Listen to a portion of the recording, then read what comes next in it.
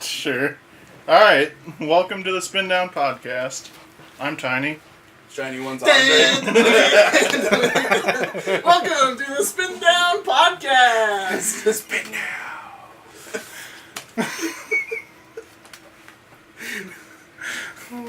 See, comedy's all about timing, guys.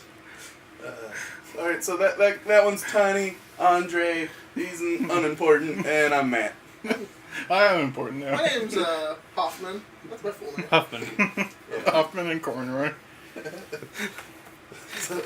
So tonight, if we actually talk about anything, we had planned on talking about the things that happened in Magic since our last episode. Hey, when was your guys' last episode? It was right before the team open in Baltimore that you were with Not a part James. of. And yeah, you were with James Hurt. And Uninvited, Yeah. more likely. Yeah, I was on the team that did better. Sure, like it matters. yeah, that point. didn't day two, so. Yeah. I blame everyone but myself for that. Sure. Even though James Hurt had the best record. Yeah. Oh, yes, we are live. Okay. Nice phone case, by the way. Thank you. Alright, so things that happened since then. We didn't do well at the team event. You guys did like okay, didn't you? We went like 0-3 drop, didn't we? I thought we were like 1-3. I made some pretty abysmal plays. I didn't make the plays, but I okayed Matt making a pretty abysmal He's play. like, swing. I'm like, okay. Swing with the mana dork that's holding up negate. Yep. I heard about these ones. Yep, Yeah. that was great because in my head too, I'm like, but I have negate up. Oh well, Tiny knows better than me, I guess. And then That's how we learned that some people are in fact fallible and not infallible. I heard that you exerted a Glorybringer, targeting a Glorybringer. I did, and I still He did won that not. game. He did not okay that with me because I would have remembered that at least. Not that we're playing the game or anything, because that's one key thing in team I'm events. playing the blame game. It's fine. That's one key thing in team events is to not blame each other, because you always hear the like people who are like, "Well, my team's 0-3, but I'm 4-0 or 3-0 or Yeah, whatever." that's not good teamwork. Yeah, most of the time team events are more to have fun than to actually do insanely well at. Oh yeah, they're terrible EV. You should never go to a team event if you're like, man, I want to make big bucks. Yeah. Unless you slept on a yacht the night before. Yeah. Yes. Yeah, I guess we'll go out of order because we haven't really thought of what's happened since then. But that's another thing is our friend Mike Mapson made the finals of a GP. That was pretty sweet. Your friend. Hoffman's friends with him too. That's true. Hoffman's friends. Okay. Well, if Mapson's watching this, if you could leave a comment on whether or not you and Hoffman are friends, that would be appreciated. Whatever he says, I accept the response. Wow, my train of thought just exploded. Did Brawl is a thing. Did EE happen after you guys stopped? I actually went back and we had an event summing up how I did at Eternal Extravaganza. So Okay. Well, that was the last time Tiny ever did well in Magic. we haven't really, I crushed for like the whole first month of the year. For January, I crushed in vintage online events. Yeah, the whole last year was good for us for Vintage. Me and you. Yeah. It was good for me too. Yeah, you didn't lose any money. Yeah, I didn't play. That same weekend as the team open, I top 32 the Modern Classic with Grixis Through the Breach that we threw together that night, the night before. We had an awkward popper event where we were both 3-0 yes. and couldn't split Yeah, the 3-0 5-round event, and we couldn't split it. because it cut the top 4 and there was already a draw. Yeah. Yeah. You had an awkward vintage event where you thought that you could draw into top 8 and ended up kicking out one person who agreed with you that you could draw into top 8. Yep. That was funny. Everyone took the whole everyone that was tied with the record. All 10 people agreed. Yeah. People were like, yeah, we can split. Yeah. Yeah, ID. Hoffman's sitting at table 4 and he's like, yeah, we can ID into top 8. And we're eating pizza next door. And he's like, yeah, the top 8 isn't decided, but we drew in. And I'm like, how are you sitting at table 4, which would make them the 7th and 8th people in the top 8, and not have guaranteed the top 8? He's like, And that's oh, when yeah. I realized, oh yeah, I'm probably getting kicked out of top 8. Nope, my opponents won, and then I jumped in breakers. And then I played the guy that he booted out of top 8 with that the next week, and he didn't find my joke about it very funny. So, Well, that was the fun event where Jace the Mind Sculptor and Blood. Oh yeah, that's another one. Is Jason Bloodbraid got unbanned, and we played that $5 F&M for Jace. I did. and I was prepared for everybody to be playing blue deck, so I took Merfolk and played all Jund. Yeah. That was not a fun day. Hey, we got to hang out with Ethan though, so that was fun. It's nice having him back in town. I talked to him, and he might guest star on the podcast at 1 week. He can tell us all about the Hawaii magic community. There's a Hawaii magic community. Probably not. Yeah, now that Now that Hawaii's Ethan's not there. exploded. Yeah. They had a missile crisis or something. Yeah. Well, didn't the volcano also erupt? I don't know Well, what. it's not that big. yeah, that is big as a deal. Okay, I didn't actually pay Not as attention. big Yeah, as I of a was deal gonna as say, the incoming. volcano's been active and has exploded many times. Andre, how about you? What have you been up to? I have not been playing any of Magic, actually. I mean, you guys have been my lifeline to Magic in general. We Yeah, were how pretty was sure that? you were a robot for like 6 months. So. You sent him the test. Can you take this test? I passed it. Why? Okay, well, only non-robots can pass this test. I was sending you paradoxes. Yeah, so I guess Matt tried to interject, but we kind of ran full steam over him. But one key thing that just recently happened is Brawl, spelled B-R-A-W-L, not to be confused with Brawl, The best deck in the format. became a format. And, I mean, I guess base assumption is probably everyone watching this knows what that is, but for those that don't, Hoffman, what is Brawl? Brawl is a 60-card Highlander format, which means it's a singleton format, using only standard legal cards. That's a key thing, is standard legal, not... I don't know how you Not would... standard printed. Yes, So if it's banned in standard, it's banned in Brawl. Yes. Even though the ban lists aren't balanced for Highlander Singleton? formats, yes. Yeah. Because Looter Scooter is not ban-worthy in it. And I think Marvel could even be unbanned. Yeah. But Yeah, so standard legal cards. And like Commander, you get a commander that you can cast from the command zone. But unlike Commander, it can be a Planeswalker as well. So Yes. it's any legendary Planeswalker or creature. They also got rid of commander damage because of Planeswalkers being commanders. yes. I believe you. They got rid of it. I don't know if that was the reason or I've not. never kept track of that in any of our games anyway, so... Even in EDH. Well, Yeah. matters when you're playing Voltron and you can 30 someone Yes. in one turn. I mean, so... For the first week that it was live, I think that was the most excited I've been about Magic in the past, 4 or 5 months. Maybe on par with them announcing SCG Con, which is a no banless modern Star City Open.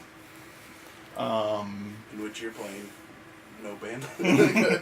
I am playing one band card, Chromox, but we're going to talk about that next week since that's closer to the actual event, or in the next show that we have. But yeah, that was the most excited I was about Magic in a while, and I put together Saheeli. I know, Matt, you put together... Slimefoot the Stowaway. Yes, Slimefoot from the new set. And my main brawl deck is Rashmi. Rashmi, yep.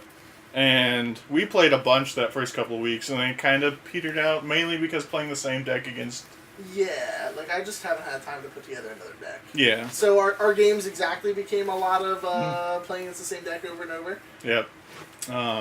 We haven't played at all, mostly because we've been working and busy and stuff. At first, I hated the idea of it. Mhm. It's just Commander, but standard and smaller. But then as I played it, that's exactly the reasons I like playing it. Yeah. That's The exactly. games are very back and forth, which feels interesting. There's a lot of standard cards that will never see standard play because they're worse than other cards, Mhm. but get to see play in this format because of the fact that it's a singleton format, which is really cool. I think one nice thing, at least for me, is I don't enjoy with EDH just net decking because I feel like there's so much room just to brew your own decks, but I also don't enjoy the daunting task of going through the whole Magic card pool to put together an EDH deck. And get crushed by net decks. Yes. That, and I don't really enjoy multiplayer Magic, and no one was playing 1v1 Commander. Unbanned guys. Unban Edric. You can't have Edric, I can have Ghost. Make Zedru great again? But I just enjoyed how easy it was to sit down and actually just look at the whole standard card pool and be able to brew a deck. But it being standard is really nice. Like, as far as like constructed 60 cards go, like I don't like standard. I don't like the rotation of it. I don't like keeping up with it. But I like playing Commander. But Commander just it gets tiring when you figure people are putting like $1,000+ into a deck. You don't get too many decks. So over a longer period of time, like you guys were talking about how you kind of got tired playing the same decks versus each other, but with Commander, it's just like that's lifetime. The same, but you've spent $1,000, yeah. Yeah, whereas like a Brawl deck is like We less each than spent, $100. yeah, we each spent like $50 building our base decks, and I know I upgraded, but that was mostly the like 3-1 or 4-0 in F&M and upgrade a couple of cards, so it's very feasible to. Oh yeah. I opened up a box of Dominaria and like from the cards I opened from the box, plus about $20 in singles that I'm missing, I have my whole deck. Like, and like that's all the cards I actually want in the deck, not just like, oh, I opened it, so I guess I'll use it. Yeah. Kind of deal. Like these decks aren't expensive, Mm-hmm. and that's also nice because a lot of the good cards in this format aren't good in standard. Yes. As you said earlier, which makes them like dollar mythics. Yeah. Yeah, a lot of the decks are just like pick the 3 or 4 rares and mythics that are standard playable and then build a deck around them. Mm-hmm. So those are the positives as we see it. I think the negatives to the format can all be summed up in one statement, in that it's a casual format and you shouldn't try and spike it, or shouldn't turn it into a spike format. Yeah, it's like me and you have made the observation of it doesn't seem like it's as enjoyable to play on Magic Online, Yes. because it seems like everyone's playing the same 2 decks, because I guess they're the best decks. I don't even know if that's true that they're the best decks, but everyone's playing them. Yeah, the joke we Yeah. made earlier about Brawl and Brawl sounding the same and it being the best deck is evidently, like he said, it might not be the best deck, but it's the deck people are playing, because like last week's challenge, it was the top 32 was like 75% Brawl decks. Which is pretty ridiculous. Like, if Yeah. that was another format that like It'd be actually banned. mattered, it would be that's ridiculous. Yeah. They ban Brawl. Like, Yeah. like that Yeah, if it mattered. The key problem is that they seemingly want to keep it the standard ban list for simplicity's sake for newer players. But you can't ban cards in standard because it's broken in Brawl. Yeah. So I don't think it's a sustainable competitive league or weekly challenge Moto format. And can we talk about land bases for a second? Like legacy land bases are allowed in all the other formats. You know, where like Highlander and All the other Highlander formats. Yeah, and but you're only stuck to a standard land base for this. Yes. And so you're at the mercy of WotC or like Wizards if you want to build a multicolored deck. I mean, so like to defend WotC, they have done a really good job in recent standards. Maybe even in all standards. I don't actually know what the like ratio of lands in any given standard is, but they have had a lot of fixing. Like, granted, you're still playing a bunch of basics in these Brawl decks, but Yeah, I think Rashmi has something like 17 out of like 25 lands or something like that. yeah, and that's for a Basics. 2-color deck. Yeah. So And like right now we have all 10 buddy lands, and we have 5 fast lands, and we have, but then we start getting into tap lanes after that. Which are fine, but that's for now, and Yeah. it's not guaranteed. it does. that That's it's definitely one sustainable. of the things that like leans towards. That's why like Brawl or Galta is the second best deck. Because there's monocolored. Yeah.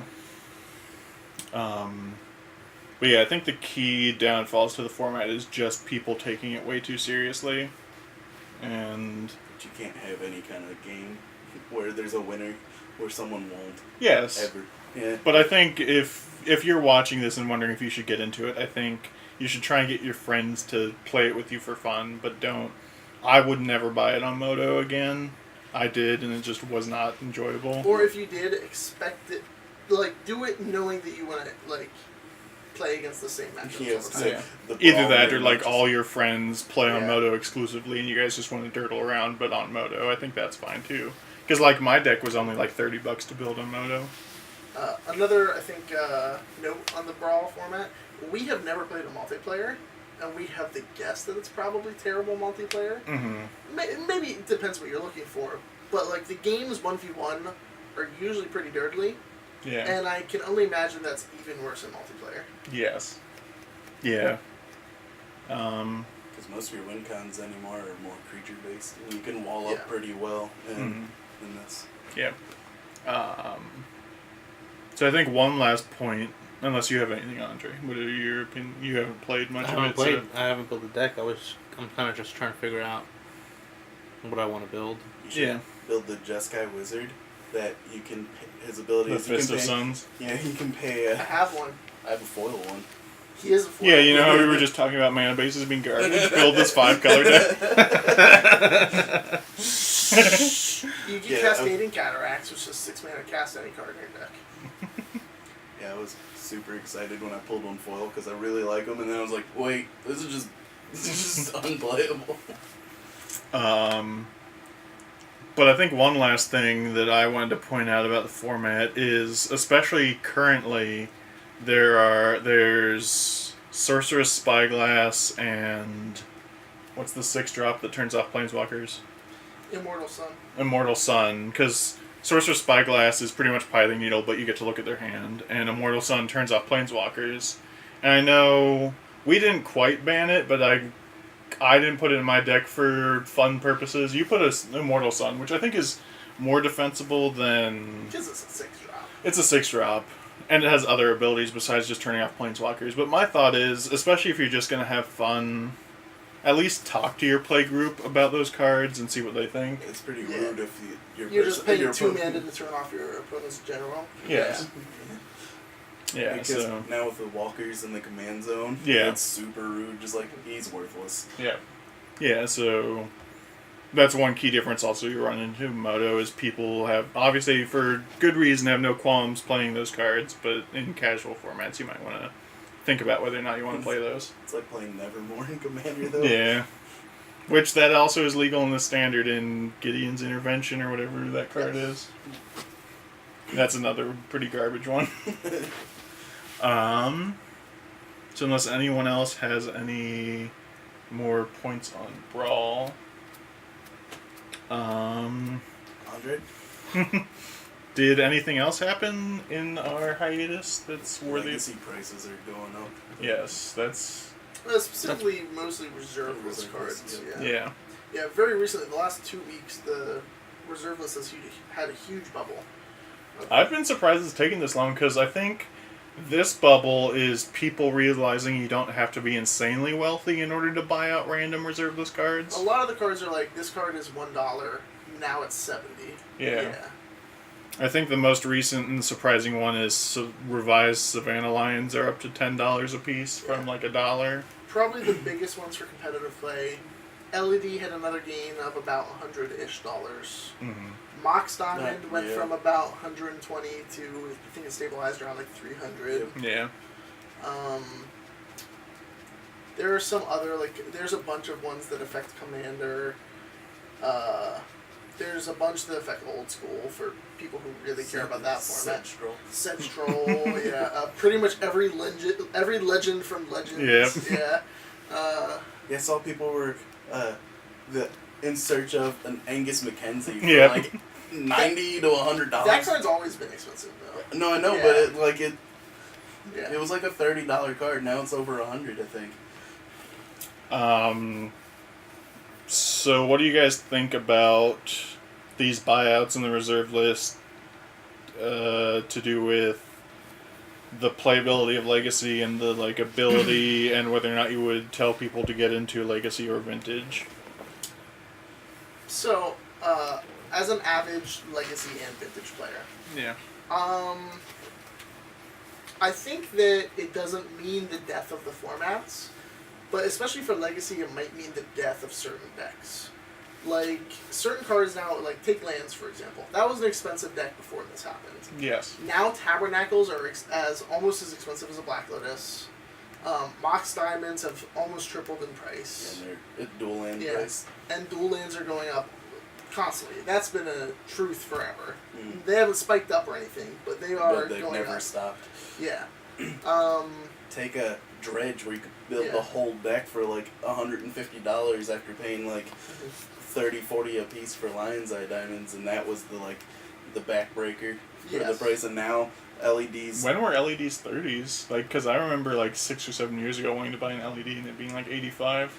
I bought mine for like 60-ish from a friend like 8 years ago, and he bought them for 30. Not too much before that. Your price probably makes sense. I think I sold mine for about 75s to a dealer when I got into Magic 5 years ago. There. So. And that was for Belcher, and I remember going $60. Yeah, because I think I essentially turned my LEDs into Force of Wills. Okay, yeah. Yeah. Which at the time were also more expensive. Mm-hmm. But I think Legacy is still a good format to get into. I think it's one of the most skill testing Magic formats, if not the most skill testing. There's a lot of very difficult cards. A lot of the people who play it have been playing the game for a very long time.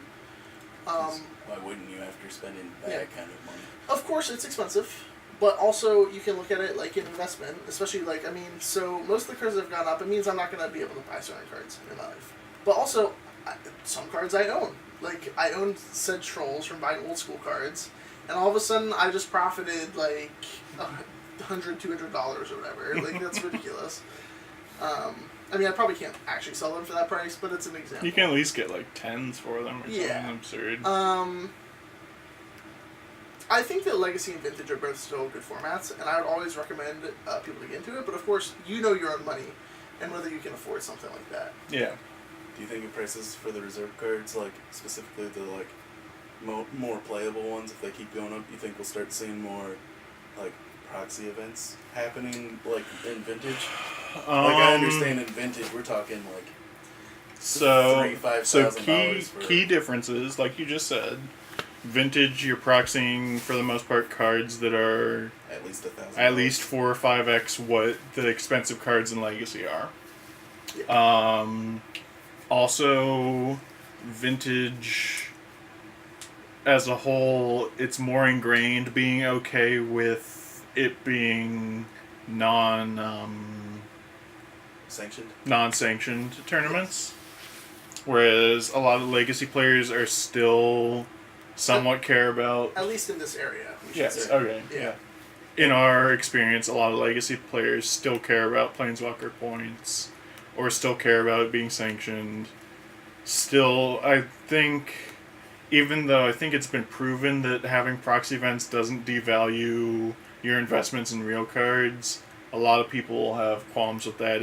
I paid the $500 for an Underground Sea, why does he get to write on a Plains that it's an Underground Sea? I mean, I think honestly, for the survival of Vintage, the only reason it's around is because of proxy events. Yes. That's what I was gonna say too. Yeah. Was I think it would be a Legacy- perk to have proxy Legacy events. Oh yeah, I mean, so people at Modern, I don't know if you heard them the other night, but they were talking about how they'd love to have a weekly Legacy proxy tournament Yeah. every week. Like Ronnie said, he would play that every week. Peter would love to play that. He said.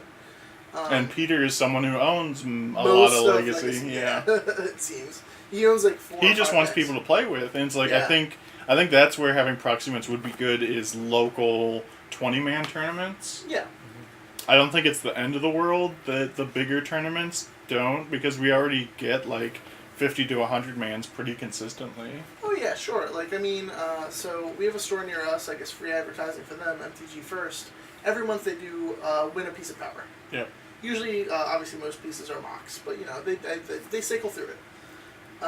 And every time we've gone down there, it's usually 7 rounds. It's usually like somewhere between 50 and like you said, 100 people. 100's on the really high end. Yes, that's. But like for like the Lotus one, they show up for that one. And that's just Legacy's really big in this area in general. In the Northeast where we are, Vintage and Legacy kind of survive here compared to most places. Yep. Like, I think other places in the country, they are on the edge of like not existing as much, and most events are proxy events. But here, it'll survive, it'll hold on, but I think that you might be seeing more Legacy proxy events. Yeah. It'll be interesting to see if that like becomes a thing and who brings that about. And it's only going to start once the prices hit a point where attendance starts dropping because of it. Yeah, Yes. you're gonna. I think that's was just exactly what Matt said. Like I think, eventually the legacy players, like the purists, so to speak, that don't want to see proxies because of I spent this much money on an underground. See, why does this person get to ride on the planes? Eventually, they're gonna get so frustrated because there's no one to play with that they're just gonna be like, okay, I just want to play legacy because they enjoy. Because as much as they said they make that argument, they still enjoy playing legacy, and once they can't play legacy anymore, they're gonna be like, oh, okay. Yeah, and there's people in Vintage like that, like, not to call people out, but Randy Bueller's known for kind of being a big timer about owning power, but he still concedes that having proxy events is the way to keep Vintage alive. And honestly, at the end of the day, it's better to be playing it than Yes. to be right about your purist attitude. Yeah. Plus, the whole argument of I paid $500 for this underground sea, why they get to ride on the planes is the exact reason why they'll allow people to ride on the planes. If I'm spending $500 on an underground sea, I don't want it sitting in a binder. Yeah. Yeah, and I mean, I think one of the other things is as cards go up in price, it incentivizes people to sell out of Magic more.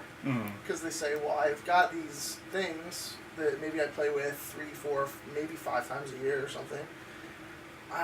Or I could have a couple $1,000s. Yeah. You know, I mean, like, I could sell my Magic collection now for a decent card. And that's absurd. Yeah. I'm not even going to say decent, I might say good card. Like, if I put the effort into it. And, you know, as card prices go up, that becomes more and more true.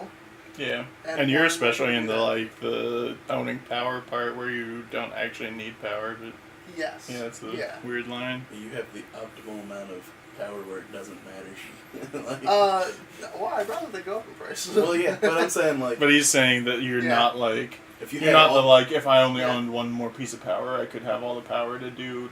Oh no, yeah. Yeah. I'm not actually unproxied, close. like a real full vintage deck, you have enough to be like, I could sell this and have a lot of money. Yes. And it wouldn't impact your deck building. No. In fact, I had my decks together before I had that power. Yep. Weirdly enough, you owning power just makes it easier to have more people Yeah, borrow for- cards. Yeah. Yeah, so I think what everything boils down to, it's probably because we're assuming that Wizards is never going to get rid of the reserve list. That's an argument that's just not worth I having. think everyone in this room would be for it. I'd be for it, Oh, no, but yeah, I don't yeah. think it's going to. Like I don't happen. think like I don't want to. I don't know if you could be 100% in absolutes. Like I think Wizards acts a lot like the reserve list exists for the collectors, but the spirit of the reserve list is to preserve card prices. But if these collectors are buying out cards to intentionally inflate the price so they can make money, I think Wizards might take a stand against that. So, all right, I guess we barreled right into this argument. The points that don't stand up for me are people make the argument, which I tend to agree with, in that Wizards, for the most part, does not care about any format past Modern. Or the secondary market. The secondary market's debatable because They they've started to make phrases They that care have... about it, they cannot acknowledge it. It's a very different. Yes. But I think it's pretty obvious that they don't put a ton of effort into caring about Legacy or Vintage. Like, they put enough effort to not have it be horrible formats, but they don't print cards for it, they don't balance cards for it, and stuff like that. But then people turn around and say that the reason for them to keep the reserve list is because they care about people who own the older cards. And it's like, why does it matter? Because, like, I don't think they make their money selling new cards to the majority of the people who own old cards. Because like the thing is, like, how can you make like I don't see how that argument holds any water because like if your stance is you don't care about the secondary card market, then why does the reserve list exist? Right? If that's their stance, so to a certain point, they do care about the secondary Well, market. they absolutely do. If they had a choice, I mean, like most. So they stopped talking about the reserve list and the secondary market about the time Hasbro bought them. I mean, who knows why? It's, of course, probably some lawyer thing. Because for a long time, Wizards employees talked about how much they wish the secondary market would be cheaper. Mark Rosewater is a very big advocate against the reserve list, and he says it's one of the biggest mistakes Wizards has ever made. I think the second biggest is doubling it down when they did the reprint for X Indicator or whatever. And Yes, and doubling down on the reserve list. yeah. Because, for him, from a game designer standpoint, it also just makes the game worse. Because there's so many cards that are on the reserve list that aren't worth Yeah, worth so money. I think he Yeah. likes to make the joke about how every new designer always designs 1 white, 1/1 with flying and first strike for any new set, because that's a good limited card, and they have to point out, nope, we can't print that because that's a reserve list card. Yep, which is stupid. That's, absurd. Yeah. I do like the goblin that can gain flying somehow.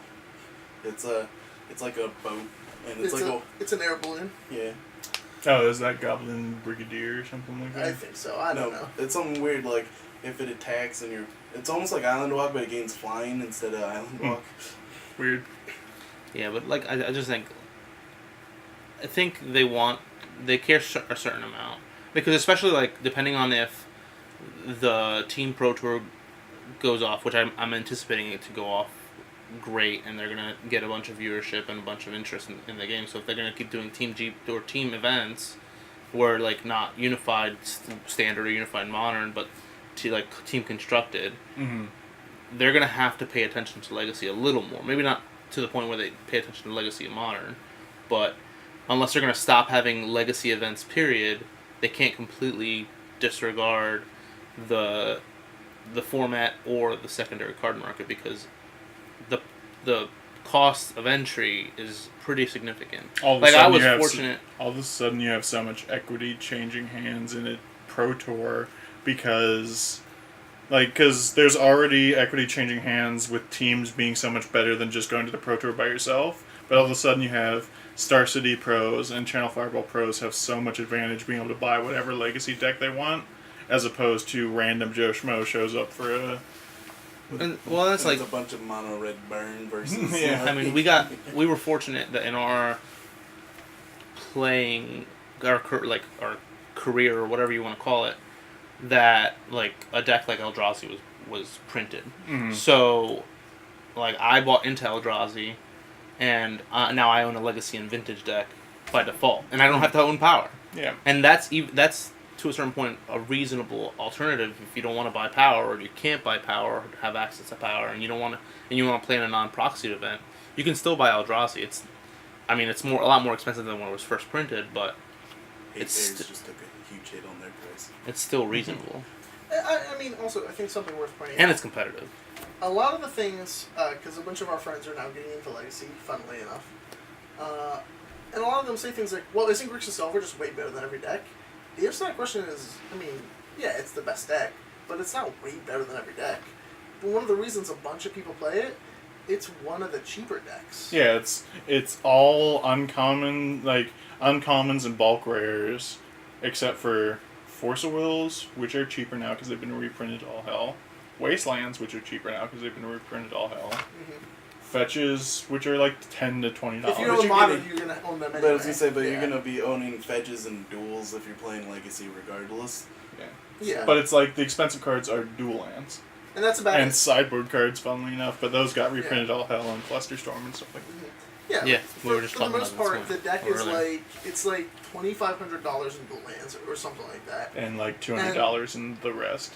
And Yeah. most of that's Force of Wills, and yeah. Cluster Yeah, Storms. well, the Yeah. creature base is the I mean, creature. well, the like thing was, I $5. remember when I wanted to buy Flusterstorms when we were building Vintage, or when I was building Vintage, and they were $60. Yeah. The Iconic Masters Flusterstorm is $15 right now, $15.30 or something. Yeah, look at how affordable So- they could make the format if they could just reprint everything at the rate they're reprinting most of the Legacy staples.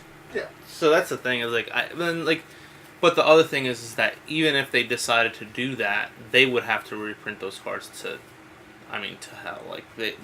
In order to affect the prices significantly enough, one reprint, it won't do it. So, You would have yes. to. That's not even true for the most part. So here's a general finance thing. This isn't even just Magic. a lot of the buyouts, people aren't making, if they take a card from $1 to $70, they're not really making $69 on each copy they bought.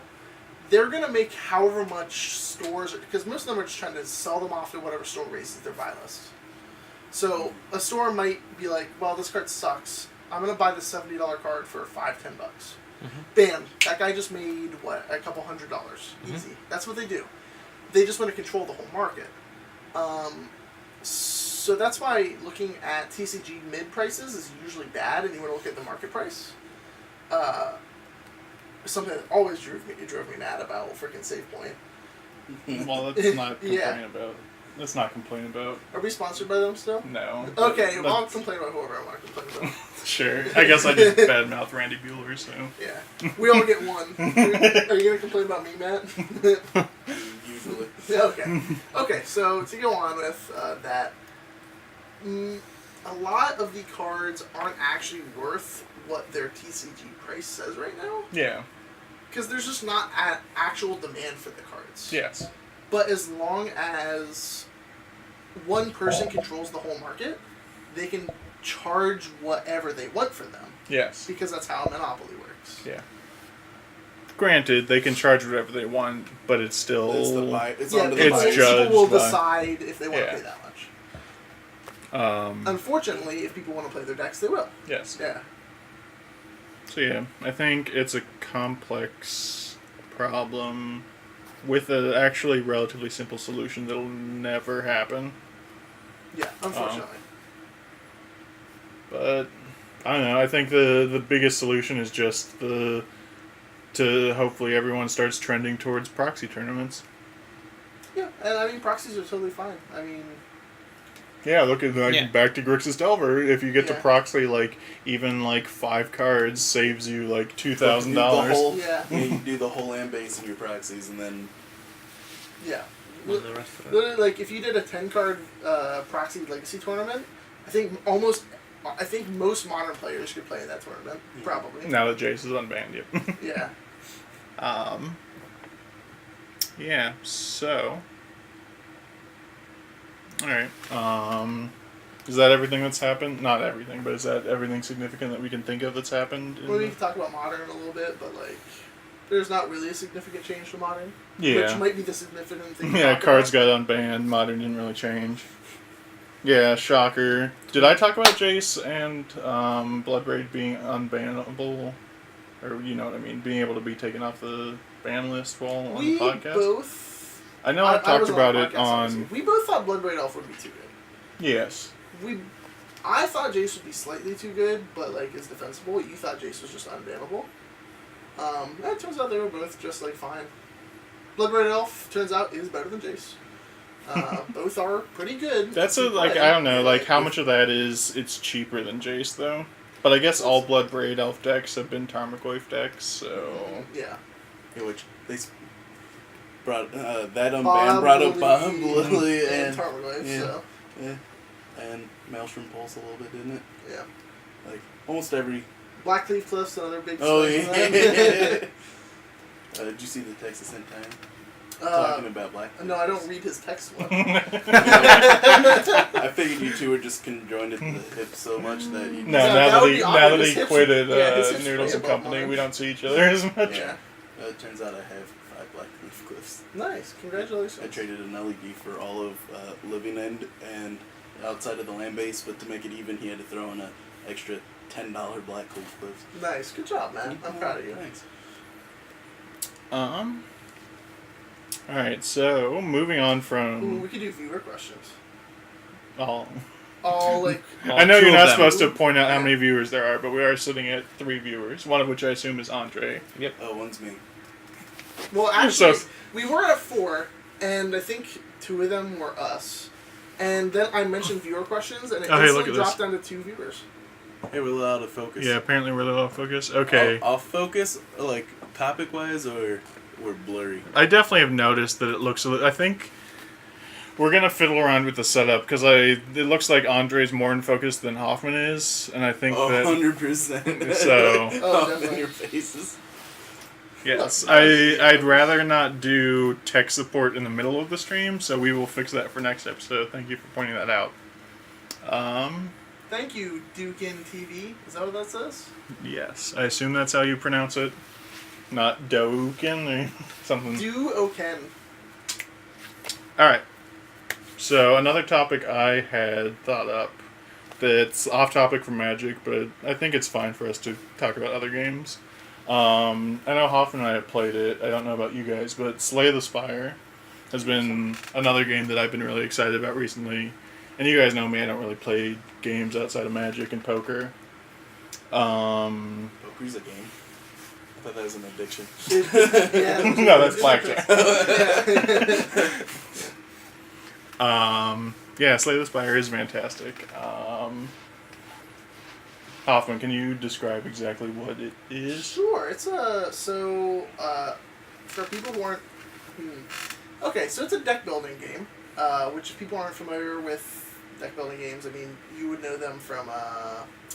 Magic the Gathering. No. So Magic's not a deck building key game. differences between trading card games and deck building games is deck building games include all the cards to Yep. play the complete game. Yes, you don't have to buy any cards or anything. So Slay the Spire is a 15. You I have think to it's buy 15. the cards.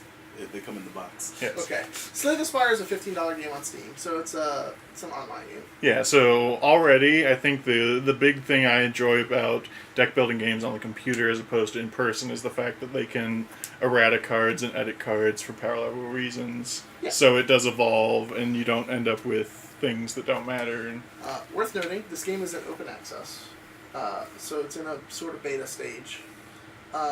It's not fully released, but that means there's more updates that come. They add more content. Right now, they're working on a third character for it. They split up essentially. There's 3 different decks that you get based on which character you play, and the idea is to go through a run, you beat bosses and stuff, and it's kind of like a score attack game when it comes down to it. I mean, they have like a daily challenge they do where there's special modifiers and stuff. It's a score attack game. It's a leaderboard game. Is this Yeah. a single player game or? yes. Yes. Okay. Yeah. Yeah, so it's what game is it like? Because I know that a roguelike game, is that what it's called?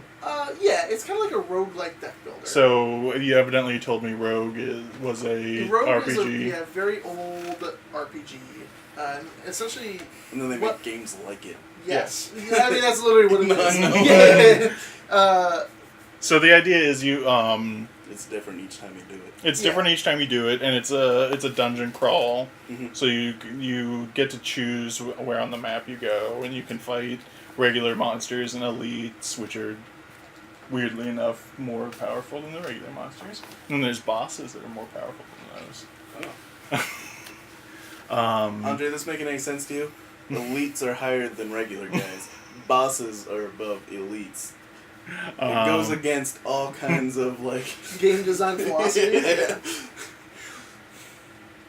But I've enjoyed it. I've logged like 70 some hours into it, and I never do that with games. Yeah, but if So- you want a good roguelike, you should play Enter the Gungeon.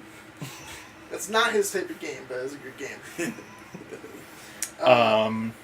Yeah, Slay the Spire is super fun. I know you and I were talking about doing a video where, because one of the things that they just updated into it is the ability to Have seeds for your runs. seeds so that you can have the same run. So we were talking about doing a thing where we both do the same Nice. seed, and well, there's scores, so we could see who gets the highest score, which I was actually thinking about doing that for next week for the recorded video for Yeah. the podcast. It's a cool little time sink. A run is like usually anywhere, if you succeed in a run, anywhere from like 15 to like 15 minutes to an hour-ish, like, Yeah. depending on how fast or slow you go. Yeah, they also have daily quests which add modifiers, and there's a worldwide leaderboard. So now that we've introduced that, one question I kind of wanted to pose to get a debate going is, obviously we just pointed out that it has seeds, so that you can redo a run that you thought was fun or you thought was optimal for a certain thing. What are your guys' opinions on using seeds to try and get different achievements for games? So, like, games have achievements like, one of them for this is win with a 5-card deck. And so what's your opinion on if you find a seed that you think is optimal for doing that? Is it kind of cheating to reuse that seed over and over again to try and hit the achievement, or is it a part of the game so you should be allowed to do it? I think that depends. So there are definitely certain exploitable things. A lot of games that have seeds do turn off achievements when you input a seed. Okay. Like The Binding of Isaac is a huge roguelike that does that. If you put in a seed, it turns off achievements Okay. for that run, I think. I'm pretty sure. But I think it's okay. I mean, like, you still generally have to accomplish the achievement, which Yes. is the challenge. Mm-hmm. And in a game like that, I mean, what? You could go 100 runs without seeing the necessary things to do it. So Yes. Okay. Yeah. In roguelikes, where everything is just randomized, like, it could be impossible. Like I was joking about you should play Enter the Gungeon, but, like, some of the things are, like, find this one item and take it all the way to the bottom. But there's, like, each time you open a chest, it's, like, one of, like, 500 things you can get, and you're like, oh, cool. Yeah. Okay. It's not a roguelike, and it doesn't really have seeds, but in Bloodborne, there's an optional part of it, and it's randomized dungeons. Okay.